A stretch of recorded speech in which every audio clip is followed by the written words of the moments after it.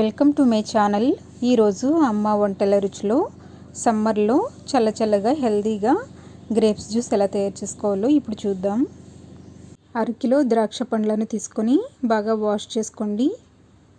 ఇలా వాష్ చేసుకున్న తర్వాత వీటిని కాడ నుంచి విడదీసుకొని బౌల్లోకి వేసుకున్న తర్వాత ఇవి మునిగేంత వరకు వాటర్ వేసుకొని ఇందులో 1/2 టీ స్పూన్ పసుపు, 1 టీ స్పూన్ కల్లుప్పు, 1 టీ స్పూన్ నిమ్మరసం లేదా వెనిగర్ని వేసుకొని ఉప్పు కరిగేంత వరకు స్పూన్తో బాగా కలుపుకొని 5 లేదా 8 నిమిషాల పాటు నాననివ్వాలి.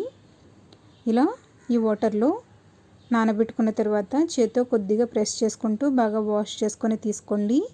తర్వాత వీటిని ప్లెయిన్ వాటర్లో ఇంకొకసారి వాష్ చేసుకోవాలి. ఇలా 3 సార్లు బాగా వాష్ చేసుకున్నట్లయితే పెస్టిసైడ్స్ ఏమైనా ఉన్నట్లయితే బాగా క్లీన్ అవుతాయి.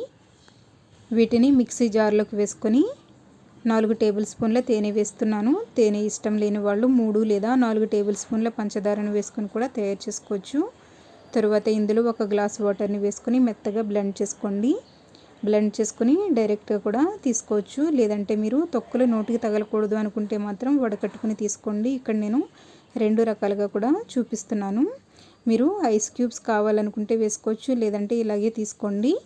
ఇప్పుడు సమ్మర్ కనుక ఐస్ క్యూబ్స్ కూడా వేసుకున్నట్లయితే చాలా బాగుంటుంది. నేను ఇక్కడ ఐస్ క్యూబ్స్ కూడా యాడ్ చేస్తున్నాను. Summer special grapes juice ready అయ్యింది.